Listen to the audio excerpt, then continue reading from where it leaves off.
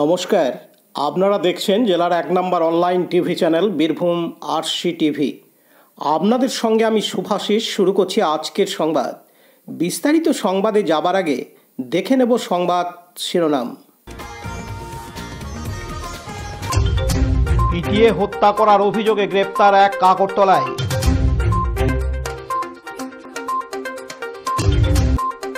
মাজার শরীফে চাদর চড়ালেন জেলাধিপতি নানুরে।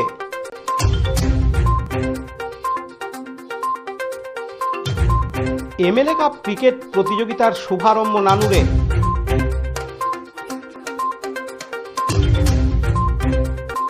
সদ্গুরু স্মরণতিথি উৎসব পালিত হল দুবরাজপুরে।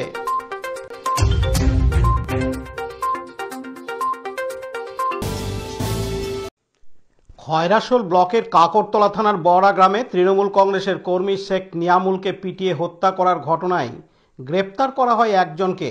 ধৃতের নাম শেখ আকবর, বাড়ি খয়রাশোল ব্লকের কাকরতলা থানার কৈথি গ্রামে। এই খুনের ঘটনায় শেখ কালো সহ ২৭ জনের নামে থানায় অভিযোগ দায়ের করা হয়েছে।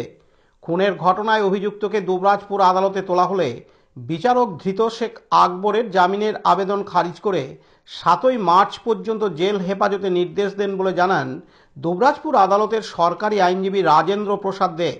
এদিন তিনি আরও জানান, এই ঘটনায় শেখ নিয়ামুল উনি যখন বাবুইজোর থেকে ২১/২/২০২৫ তারিখে যখন বাবুইজোর থেকে মোটরসাইকেল করে যখন বাড়ি ফিরছিল তখন বর্ডার একটা গোডাউনের সামনে কিছু দুষ্কৃতী তাকে আটকায় এবং তার উপর হামলা করে। তার উপর কুড়ুল, হাতুড়ি এবং অন্যান্য অস্ত্র সহ ওকে অ্যাটাক করে, মারধর করে, পায়ে মারাত্মক জখম করে এবং সারা শরীরেও জখম করে। এবং সেই অবস্থায় যখন গ্রামের লোক ছুটে আসে তখন তারা পালিয়ে যায় এবং তাকে উদ্ধার করে সিউড়ি সদর হাসপাতালে ভর্তি করেন এবং সিউড়ি সদর হাসপাতাল থেকে সেখান থেকে আরও অন্য হাসপাতালে নিয়ে যাওয়ার পথে সে মারা যায়।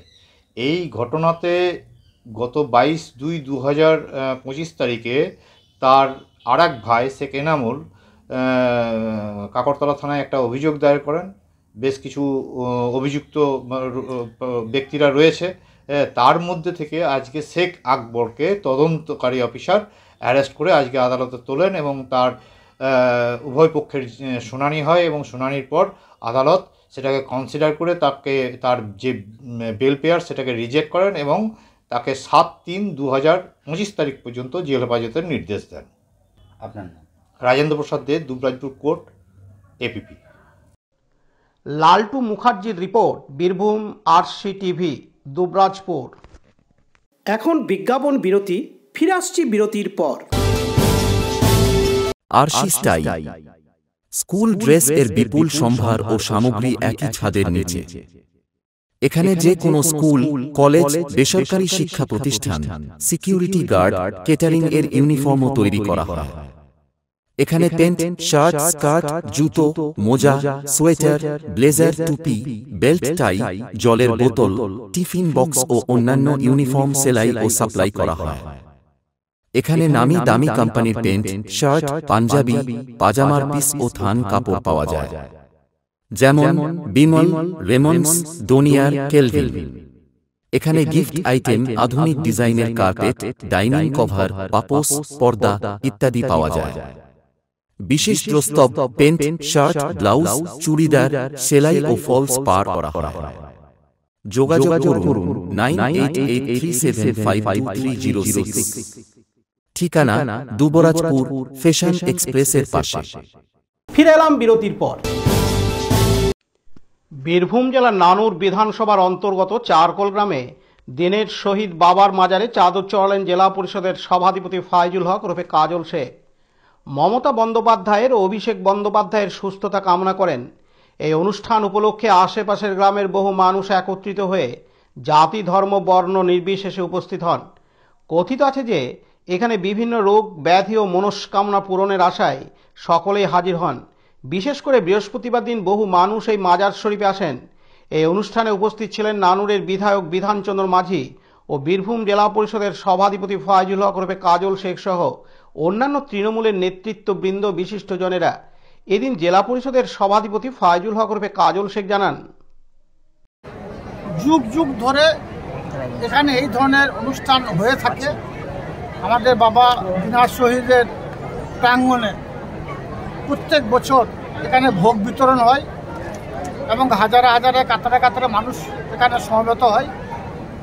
যদিও বিগত দিনে এত মানুষের সমাগম হতো না, কিন্তু বর্তমানে চারকোল গ্রাম পঞ্চায়েতের চারকোল গ্রামের অন্তর্গত মানিক খাদিমের নেতৃত্বে এখানকার ইয়াং জেনারেশন এবং পার্শ্ববর্তী গ্রামের যারা ইয়াং জেনারেশন আছে তারা সকলে মিলিতভাবে সংঘবদ্ধভাবে এই প্রসাদের ব্যবস্থা করেছে। আজকে প্রায় 10 থেকে 15,000 এই এরিয়ার মায়েরা বোনেরা এখানে এসে প্রসাদ খাবে এবং এটা 4টে পর্যন্ত চলবে। প্রত্যেক বছরটা হয়ে থাকে। যদিও বীরভূম জেলার বুকে যে 51 ফিটে 5টা পীঠ যেমন আছে, তেমনি বীরভূম জেলায় আরও অনেক পূর্ণ স্থান আছে। সেরকম এটাও এই এরিয়ার মানুষ এটা খুব মান্যতা দেয়। এখানে প্রত্যেক বৃহস্পতিবার এই এরিয়ার হিন্দু মুসলমান নির্বিশেষে সকল সম্প্রদায়ের মায়েরা বোনেরা এখানে আসে তাদের পরিবারের সুস্বাস্থ্য এবং দীর্ঘায়ু কামনা করার জন্য। নিশ্চয়ই তাদের আশা পূরণ হয়। সেই আশা পূরণের লক্ষ্যে এখানে এসেছে। আমরাও আমাদের আমন্ত্রণ জানানো হয়েছে। আমি এসেছি, নানু বিধানসভা সম্মানের বিধায়ক সাহেব আছেন, এখানে আমার অঞ্চল সভাপতি শুরু করে অনেক গুণীজন এখানে উপস্থিত আছেন। আমরা এদের সঙ্গ দেওয়ার জন্য এসেছি এবং এদের যদি কোনো ক্ষেত্রে কোনো দিক দিয়ে কোনো প্রয়োজন বোধ করে আমাদের কাছে সাহায্যের আবেদন করে অবশ্যই আমাদের সাহায্য করব, কারণ এটা ভিক্ষাবৃত্তি করেই এটাকে আয়োজন করা হয়ে থাকে। বীরভূম জেলা পরিষদ থেকে এই পীঠস্থানটাকে উন্নত করার জন্য কোনো ব্যবস্থা নেবেন? বীরভূম জেলা পরিষদ চারকোল গ্রাম পঞ্চায়েতের অন্তর্গত এটা। চারকোল গ্রাম পঞ্চায়েত থেকে অলরেডি পানীয় জলের ব্যবস্থা করা হয়েছে। এখানে যে একটা ঘাট ছিল, ঘাটটাকে বাঁধিয়ে দেওয়া হয়েছে এবং লাইটের ব্যবস্থা করা হয়েছে, সোলার লাইট। এবং আগামী দিনে এটাকে একটা পর্যটন কেন্দ্র হিসাবে গড়ে তোলার পরিকল্পনা আমাদের, চিন্তাভাবনা আমাদের আছে। যদিও বিগত দিনে এটাকে আলপথ দিয়ে হেঁটে আসতে হতো। আপনারা দেখতে পাচ্ছেন ঢালাই রাস্তা। আমাদের মাননীয় মুখ্যমন্ত্রী মাননীয় মমতা বন্দ্যোপাধ্যায়ের উন্নয়নের ছোঁয়া যখন এখানে পড়েছে, অবশ্যই এটা পীঠস্থানে আগামী দিনে রূপান্তরিত হবে। কাজী আমিরুল ইসলামের রিপোর্ট, বীরভূম আরসি টিভি, নানুর। এখন বিজ্ঞাপন বিরতি, ফিরে আসছি বিরতির পর। দুবরাজপুর শ্রী শ্রী রামকৃষ্ণ আশ্রম পরিচালিত অভেদানন্দ সেবামঙ্গল হাসপাতাল বীরভূম জেলার বুকে একটি অন্যতম সেরা চক্ষু হাসপাতাল। এখানে প্রত্যেক দিন স্বল্প মূল্যে অত্যাধুনিক যন্ত্রপাতির সাহায্যে অভিজ্ঞ চক্ষু বিশেষজ্ঞের দ্বারা চক্ষু পরীক্ষা ও চক্ষু ছানি অপারেশন, পেকো মাইক্রো সার্জারি করা হয়। এছাড়াও এই হাসপাতালে অতি স্বল্প মূল্যে যাবতীয় পরীক্ষা নিরীক্ষা, যেমন রক্তের সমস্ত রকম পরীক্ষা, ইসিজি, ইউএসজি, থাইরয়েড পরীক্ষা করা হয়। এখানে অতি স্বল্প মূল্যে চশমাও তৈরি করা হয়। এছাড়াও এখানে প্রত্যেক দিন বিনামূল্যে অন্যান্য রোগেরও চিকিৎসা করা হয়। আমাদের আদর্শ শিব জ্ঞানের চিৎ সেবা। যোগাযোগের নম্বর 9382571046 অথবা 9564554959 অথবা 7407405155। ঠিকানা অভেদানন্দ সেবামঙ্গল হাসপাতাল, ওয়ার্ড নম্বর 4, দুবরাজপুর, বীরভূম। ফিরে এলাম বিরতির পর। নানুর পঞ্চায়েত সমিতির মাঠে আজ রবিবার 23শে ফেব্রুয়ারি থেকে শুরু হলো এমএলএ কাপ ক্রিকেট প্রতিযোগিতা। প্রতিযোগিতায় 6টি টিম অংশগ্রহণ করেছে। উদ্বোধনী অনুষ্ঠানে উপস্থিত ছিলেন বীরভূম জেলা পরিষদের সভাধিপতি ফাইজুল হক ওরফে কাজল শেখ। সঙ্গে ছিলেন নানুরের বিধায়ক বিধানচন্দ্র মাঝি সহ অন্যান্য বিশিষ্ট ব্যক্তিবর্গ। উল্লেখ্য, এদিন ক্রিকেট মাঠে নেমে বীরভূম জেলা পরিষদের সভাধিপতি ফাইজুল হক ওরফে কাজল শেখ রীতিমতো ব্যাট ধরে ব্যাট করেন। এদিন বীরভূম জেলা পরিষদের সভাধিপতি ফাইজুল হক ওরফে কাজল শেখ জানান, বিধানসভার বুকে যেটুকু আমার জানা আছে, এর আগে এই ধরনের কোনো টুর্নামেন্ট আয়োজন হয়েছে বলে আমার মনে হয় না। নানুর super cricket league 2025 MLA cup, নানুর ব্লকের যারা ইয়াং জেনারেশন নবযৌবন, তাদের উদ্যোগে এই খেলার আয়োজন। নানুর এবং লাভপুর বিধানসভার যেসব আমাদের ক্রিকেট প্রেমী বা যারা খেলোয়াড় আছে, তাদেরকে নিয়ে আইপিএল ধাঁচে এই খেলাটার শুরুয়াত করা হয়েছে। আজকে শুভ উদ্বোধন হলো। কয়েকদিন ধরে খেলাটা চলবে, 6টি টিমের খেলা আছে। এই উদ্দেশ্যে একটাই কথা বলবো, এগিয়ে নানুর, এগিয়ে বীরভূম, এগিয়ে বাংলা। বিগত দিনে নানুর বিধানসভার বুকে এই ধরনের খেলা অনুষ্ঠিত হয়নি, কিন্তু দিনের পর দিন যেভাবে নানুর এগিয়ে যাচ্ছে, ইয়াং জেনারেশন, আমার যুব সমাজ, তারা খেলার মাঠে উত্তীর্ণ হচ্ছে।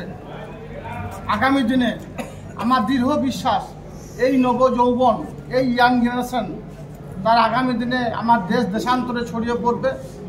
এই খেলাগুলো নানুর বিধানসভার তথা সারা বাংলা তথা ভারতবর্ষের ইয়াং জেনারেশনকে খেলার মাঠে অতটা দেখা যেত না। খেলার মাঠে সচরাচর দেখা না যাওয়ার জন্য আমরা পিছিয়ে পড়ছি। খেলার মাঠে না দেখা গেলে তাদের শারীরিক সক্ষমতা অধিকারী হবে না। শারীরিক সক্ষমতা অধিকারী না হলে আমার জাতি, আমার জেলা, আমার রাজ্য এগিয়ে যাবে না। সেই কথা উপলব্ধি করে আমাদের মাননীয় মুখ্যমন্ত্রী মাননীয় মমতা বন্দ্যোপাধ্যায় সারা বাংলার বুকে যে ক্লাবগুলো আছে, প্রত্যেকটি ক্লাবকে আর্থিকভাবে অনুদান দিয়েছেন এবং খেলাধুলার সাজ সরঞ্জাম যুব কল্যাণ দপ্তরের মাধ্যমে তিনি দিচ্ছেন, যার জন্য আমার যুব সমাজ খেলার মাঠে অবতীর্ণ হচ্ছে। বিগত দিনে তারা ফেসবুক, টুইটার, ইনস্টাগ্রাম নিয়ে ব্যস্ত হয়ে পড়েছিল, কিন্তু এখন খেলার মাঠে দেখা যাচ্ছে। এটা আমাদের কাছে বিশাল বড় পাওনা।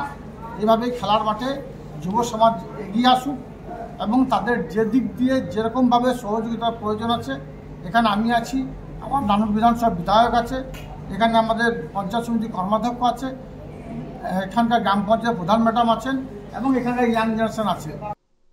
কাজী আমিরুল ইসলামের রিপোর্ট, বীরভূম আরসি টিভি, নানুর। এখন বিজ্ঞাপন বিরতি, ফিরে আসছি বিরতির পর। সব থেকে ভালো চিকিৎসা, সবচেয়ে কম খরচে, সবচেয়ে কম খরচে। সব থেকে ভালো চিকিৎসা, সবচেয়ে কম খরচে, সবচেয়ে কম খরচে। বিশ্বমানের স্বাস্থ্য পরিষেবা মিলবে দিনে রাতে, বিশ্বমানের স্বাস্থ্য পরিষেবা মিলবে দিনে রাতে। মনি মহেশ হসপিটাল, মনি মহেশ হসপিটাল, মনি মহেশ হসপিটাল, মনি মহেশ হসপিটাল। মনি মহেশ হসপিটাল, দুবরাজপুর, বীরভূম। ফিরে এলাম বিরতির পর। সদ্গুরু স্মরণ তিথি উৎসব উপলক্ষে বীরভূমের দুবরাজপুর পৌরসভার রঞ্জনবাজার শ্রী শ্রী বিজয় কৃষ্ণ আশ্রমে আজ রবিবার 23শে ফেব্রুয়ারি সকাল থেকে শুরু হয়েছে পূজা, আরতি, ভজন, নাম সংকীর্তন ও সাধুমুখে ভক্তিকথা আলোচনা। উল্লেখ্য, 14 বছর পূর্বে দুবরাজপুরের রঞ্জনবাজারে এই আশ্রম গড়ে ওঠে। প্রতি বছর 10ই ফাল্গুন শ্রী শ্রী বিজয় কৃষ্ণ গোস্বামী ও তার সহধর্মিণী যোগমায়া দেবীর স্মরণে এই উৎসবের আয়োজন করা হয়। এই তথ্য জানিয়েছেন আশ্রমের সেবক শ্রীচণ্ডী ব্রহ্মচারী মহারাজ। এদিন এই উৎসবে বিভিন্ন আশ্রমের মহারাজরা উপস্থিত ছিলেন। উল্লেখ্য, শ্রী বিজয় কৃষ্ণ গোস্বামী ছিলেন নব্য বৈষ্ণব আন্দোলনের এক পুরাথা ব্যক্তিত্ব। সন্ন্যাস গ্রহণের পর তিনি ভক্ত শিষ্যদের কাছে অচ্যুতানন্দ সরস্বতী নামে চিহ্নিত হন। 1841 খ্রিস্টাব্দে নদিয়া জেলার শিকারপুর সংলগ্ন দহকুল গ্রামে অদ্বৈত আচার্যের 10ম বংশধর রূপে তিনি আবির্ভূত হন। সন্ন্যাসী তৈলঙ্গ স্বামী শ্রী শ্রী রামকৃষ্ণ পরমহংসদেবের সান্নিধ্যে এসেছিলেন এই কিংবদন্তি সাধক বিজয় কৃষ্ণ গোস্বামী। মাত্র 58 বছর বয়সে পুরীতে তিনি লোকান্তরিত হন। দেশ বিদেশের বিভিন্ন প্রান্তে ছড়িয়ে রয়েছে তার বহু ভক্ত শিষ্য। এই মহা সাধকের নামে বীরভূমের সতীপীঠ বক্রেশ্বর, পুরাতন বক্রেশ্বর, কয়রাশোল, আমোদপুর, তারাপীঠ ও দুবরাজপুরে এই আশ্রম গড়ে উঠেছে। এদিন দুপুরে কয়েক হাজার ভক্ত পুণ্যার্থীরা একসাথে অন্নপ্রসাদ গ্রহণ করেন। সেই সঙ্গে উৎসব ঘিরে উপস্থিত সকলেই ছিলেন আনন্দে মাতোয়ারা। শম্ভুনাথ সেনের report, Birbhum RC TV, Dubrajpur. আজকের সংবাদ এই পর্যন্ত। পরবর্তী সংবাদের জন্য চোখ রাখুন বীরভূম আরসি টিভির পর্দায়। নমস্কার।